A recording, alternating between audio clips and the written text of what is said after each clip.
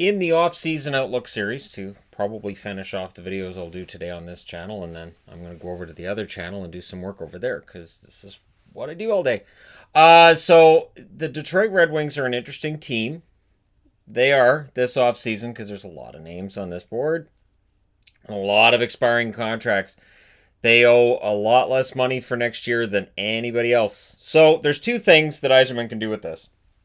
He can go out and try to get players to beef things up next year. He could say, you know what? We're going to try to get as productive as possible, as soon as possible. He could go in and try to get Holtby, right? He could go out in the offseason and say, we're going to go get Holtby. We're going to improve our goaltending. Because right now it's Bernier and question mark. Because Jimmy Howard, expiring contract, likely gone. And there really isn't anybody that I could find in their system that I look at and say, yeah, he can come up with like Calvin Pickard's the one with experience. And Calvin Pickard is not an NHL level goaltender at this stage. So when you look at their UFA list, it's not a list of guys that they can't afford to lose. Gagne, who came over from Edmonton, of course, in the Athena CU deal. Ericsson's probably done. Daly, if Daly wants to come back, they can give him a 1-year deal, probably cheap. Golubev, he came over, played a couple of games after coming over from Ottawa on waivers. So again, it's nothing big, and you've got Jimmy Howard, who had a miserable season with Detroit. Be interesting to see if he just retires or if he gives it a shot somewhere else and if he gets a contract somewhere else. I don't think Howard is that bad. The problem is he is at a stage in his career where the most you can expect from him is maybe 20 games as a backup kind of thing. So maybe Montreal, although Montreal's already gone through this with Kincaid, and they'd probably be gun shy about picking up another one. RFAs is where things get really, really interesting and really potentially juicy and expensive. Anthony Mantha. Detroit fans would be great people to talk to if you're Anthony Mantha in arbitration. Just call up any Detroit fan and they'll tell you how great I am. And for Yzerman, how much Mantha gets and for how long is going to be a big deal. Timashov, who they picked up from Toronto, he's an RFA. If they decide to keep him around, they can do that, and they can do it for cheap.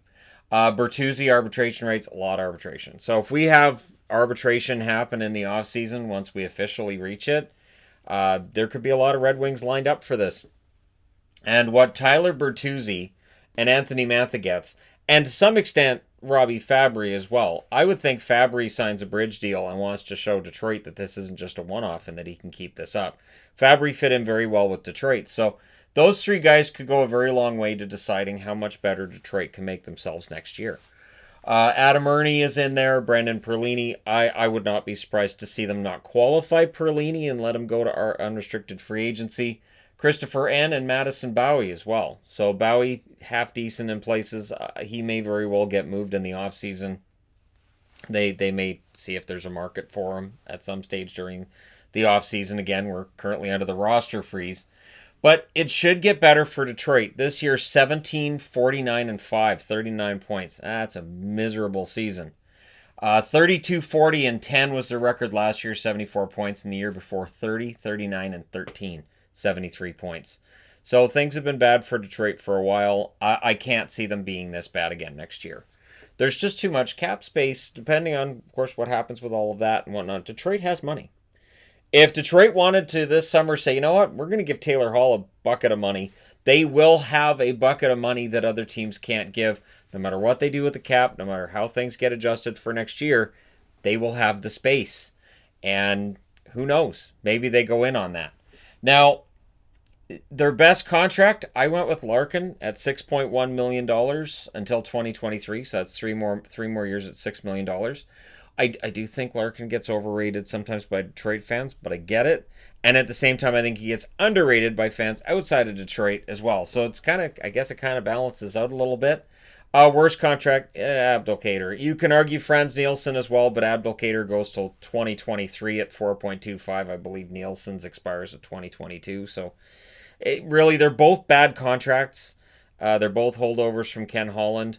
I would think that at some point in time, Yzerman looks to move one or the other, but he doesn't really need to because, again, they're not exactly in cap trouble. And, yeah, they're in pretty good shape. They can afford to hold on to these guys and just see what happens. But again, it depends on how quickly Yzerman wants to ramp things up.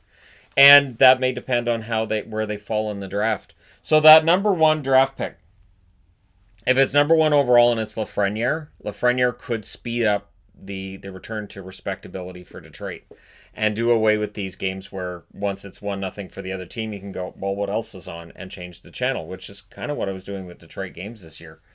It was rough. This was a really bad season for them overall. And so I would expect things to get really competitive fast with Lafreniere in there. And it might be tempting with Lafreniere, Mantha, Bertuzzi, Larkin to maybe add another top 6 forward and go, maybe we can add another top 6. You put Lafreniere in there as a rookie on an entry-level contract. You bring in, again, I use Taylor Hall just because he's the big name free agent. But you use Taylor Hall, you bring him in.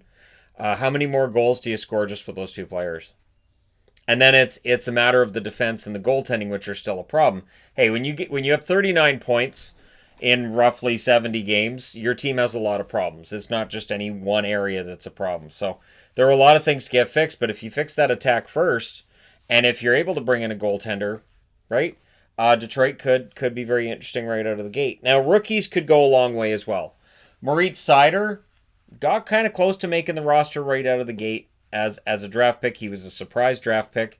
There's certainly been talk about whether or not Yzerman covets Stützle and if he might really enjoy having Stützle in the lineup. And again, Stützle will likely push for a roster spot. He's already been quoted as saying he wants to play in the NHL immediately. But so does Byfield, Lafreniere obviously as well. I would think Jamie Drysdale, despite being a defenseman, he'd like to push for a roster spot right out of the gate too. Unless somebody's going to the NCAA, they're going to tell you, yeah, I want to be on that roster right out of the gate. So the interesting thing out of this too could be Gustav Lindstrom, who came up towards the end there. Gustav Lindstrom, who's really, really smart defensively, doesn't have the offense. So he's never going to be Lidstrom, and that's Lindstrom, notice, with the N in there.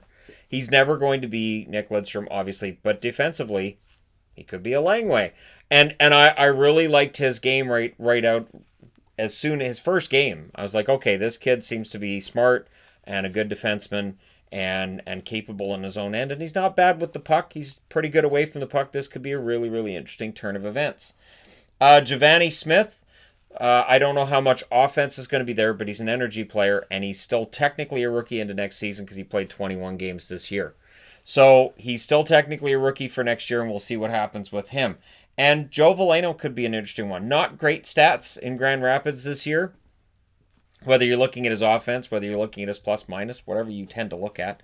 Joe Veleno's numbers weren't fantastic. But Yzerman will likely give him a chance right out of the gate. Like, okay, you can get in there. And of course, Zadina is going to play a role in that top 6 likely as well. So you'll have Zadina, you'll have Larkin, Mantha, Bertuzzi, whoever they draft in the first round. So see, we've got a pretty good top 6 taking shape with the Detroit Red Wings.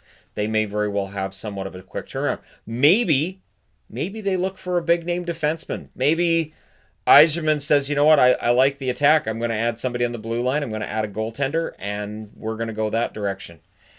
Now, non-rookies, but I want to talk about them because they're young players that we're not sure where they're going to fit in.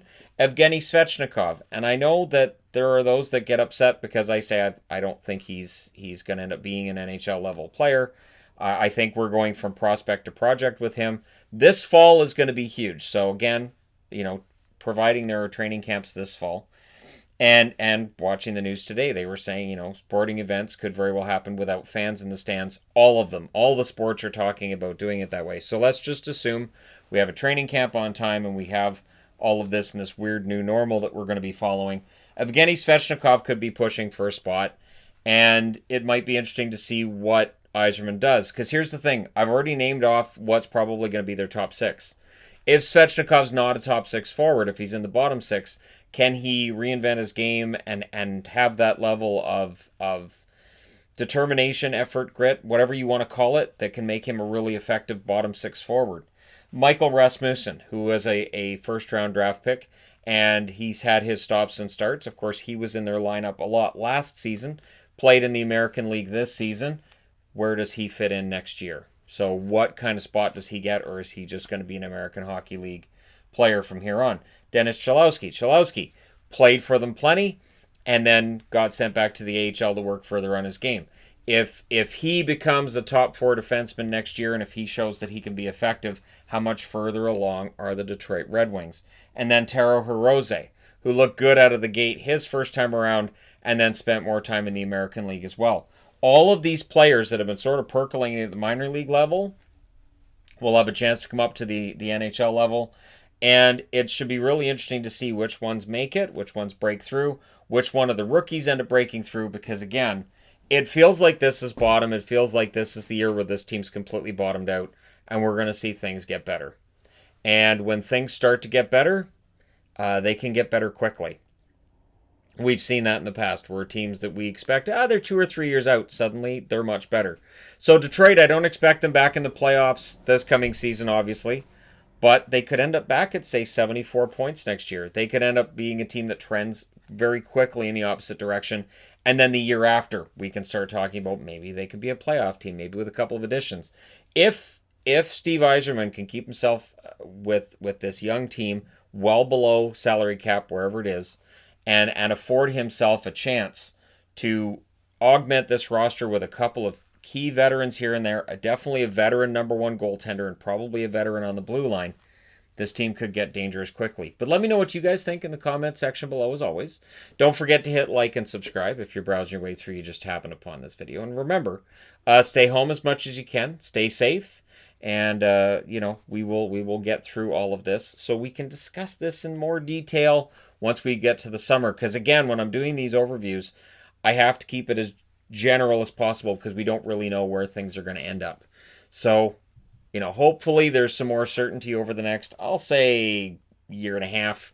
And, we'll know better what's going to happen. So thank you guys so much for everything. It means a lot. There will be always, as I say, videos daily for you fine people as long as you're watching them. Thanks again for everything. I will talk to you very soon.